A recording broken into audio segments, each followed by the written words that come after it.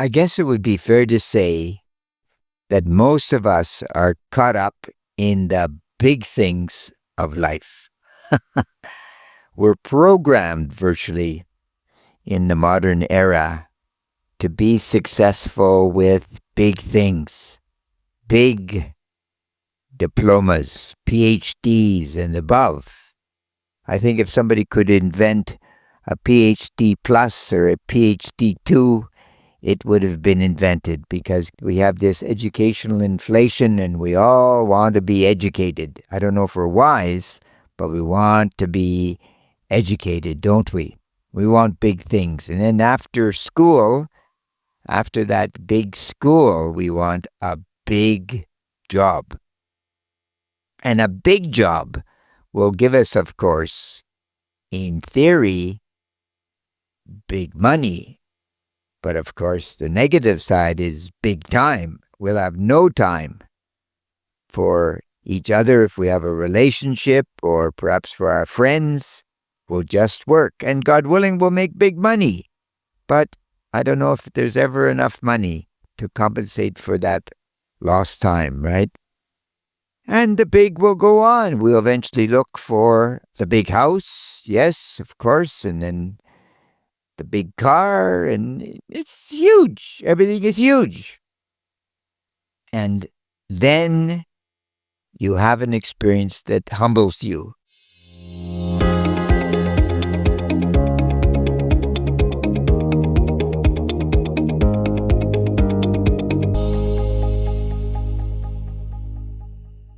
Share a story. I'm on my way to Donghai University one day, teach a class, and I just happened to look down, and there was literally a stream of ants. And they were going from my left side, and then in front of me, and up the wall, and they were gone. And not one single ant, can you believe this? Not one single ant looked up and said, "Wow, Leon, how are you doing today?" Those tiny creatures were just doing their necessary function, like blood in a sense, that they were a life force going from A to B, right? And so then I reflected on the small things in life. The small things. So what are the small things that really bring us a lot of value? Well, I think the first small thing that we perceive when we awaken in the morning is a clean bed. A clean bed. We have a clean bed. Miraculous, really. Many people do not have that, I am sure. And we've had a sleep. Sleep is a very small thing in that sense, isn't it? And then we're able to wash with water. It's a very humble phenomenon, but very, very important. Brush our teeth. Get dressed. A very humble thing. Small thing would be personal safety. Cup of hot coffee. And then we're off to work in safety. I think that it's the same for all of us, isn't it? Is that we're so busy trying to conquer the world that we forget that it's the multitude of little things that really make life worthwhile. And if we walk along the street, we can see the smile of a child. We can hold the hand of a loved one. We can look in the eyes of our pet dog, pet cat. These are very small things, right? But they really make our world, our life, much, much better.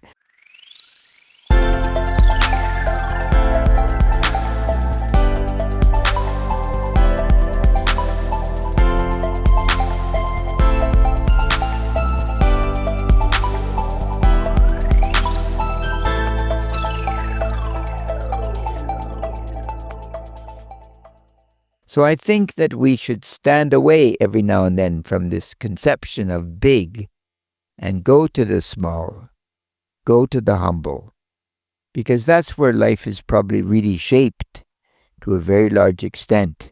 So if we learn that relationship, how do we put it? we can always be modest before our fellow man and humble before God. So if we learn that relationship in the universe, that I'm only one of 8 billion people, 8 billion, that's a lot of people, right? Striving to be a decent human being. In that sense, I think it kind of makes me extremely humble, doesn't it? Because I realize that I've got a task to do, and that's to fit in my piece of life in the puzzle of humanity, so to speak. And that requires introspection, right? It doesn't require greatness. Now, I think it is important to have self-respect. I do think it's necessary that you answer that question, why am I here? What's my mission? What happens when I leave here? All of this is very, very true. But by the same token, I have to realize that I am given a time slot, 100 years of life, and then I will, in that sense, disappear. My ego will be expunged. My soul, I'm sure, goes on. My universal consciousness, my immortality, yes, it continues. But I'm not so sure about the ego in the way I identify ego. So I think it is important to really look at the small things, right? And I think if you meet people, for instance, if you meet people that live a decent life, you'll notice that they look after the little things. Little things like their clothes are properly pressed, for instance. And when they eat in a proper manner. And when they're speaking, they're polite. And they have a decent career. And they follow their mission in life in the sense of a God-given understanding of what it's all about, right?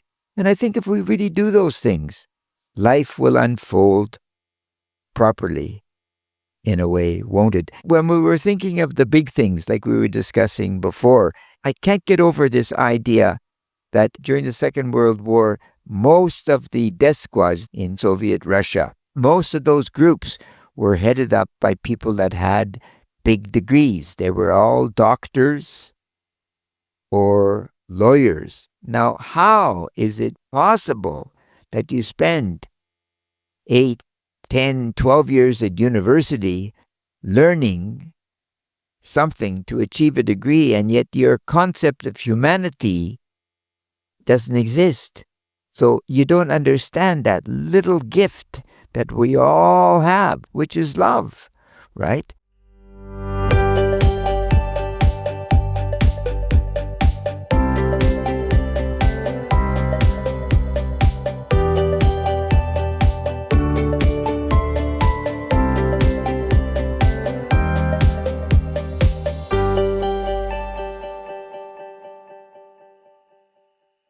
You somehow don't understand that you're humbled before this power of love, right? You forget. You're onto bigger things, conquering worlds, dictating empires. The evil was perpetuated by seemingly thoughtless people, basically. Because any fool standing back from what was going on in Germany or God knows where at that time in the world would have realized this is not a good thing. You know, you don't need a great deal of depth to really get yourself involved, right? To really think that it's the small things, the humble things that make up humanity, not this expansive militarism. And we come to the same thing today, don't we? Once again, we're on to the big empires, big money. Elon Musk is going to get a bonus of over $1 trillion, whatever that means. And yet in many, many societies, the young people cannot even buy a house. They can't put together a few $100,000 to buy a house because the cost is so ridiculous of the house. Impossible. So I do think that we do have to get back to this concept from many years ago, a man called Schumacher, which was small is beautiful. Big is grandiose and big is good, but small is beautiful. Like those ants. Those ants didn't look up. They did their task. And I guess that's what we should do as well. So, you know what they say. You know what they say. Let us look at the small things in life so we can really understand what the big things are.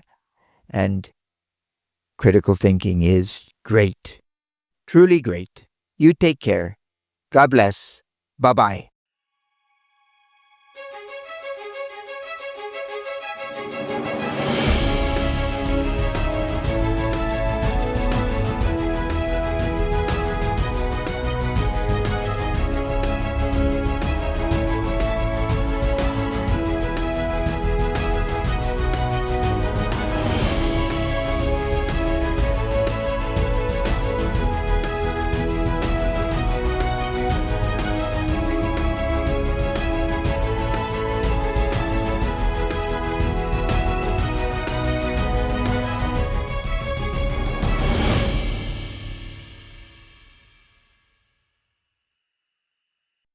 Hello, everyone. Dave here, and this is Dave and Leon's podcast 40 Days on the El Camino Journey. So, today the weather has been around 29 degrees Celsius. It has been a little cooler than some of the other days.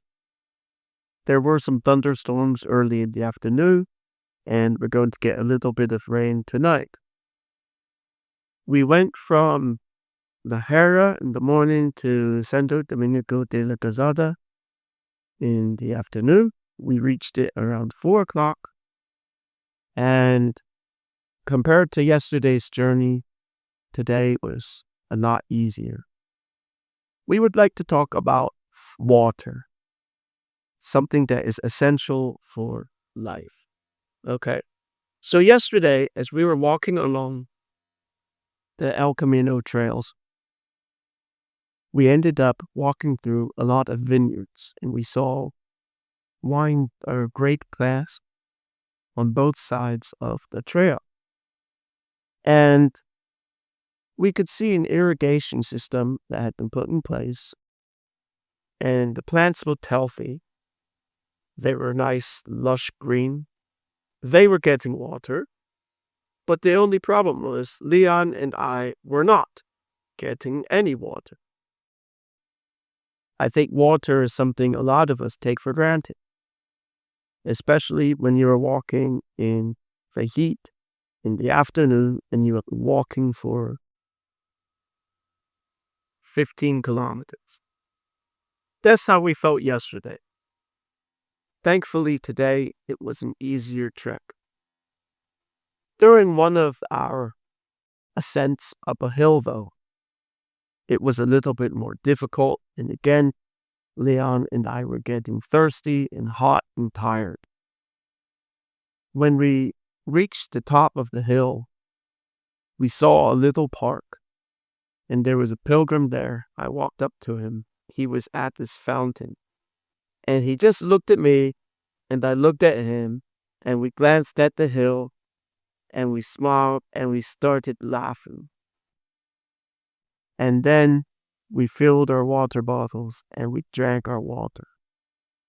And then we put our heads under the fountain, the faucet, and we had a chance to cool off, to more laughter.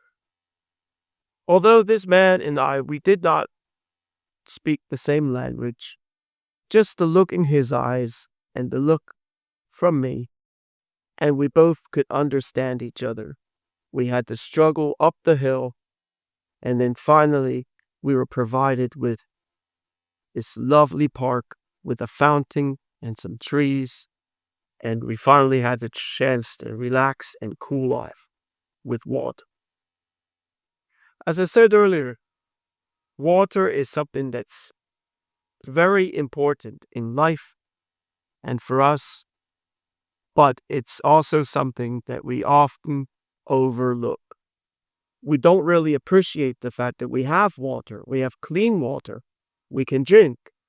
A lot of people don't, but we do. And sometimes it's the little things in life, such as water, which are really important. Hello, Leon here.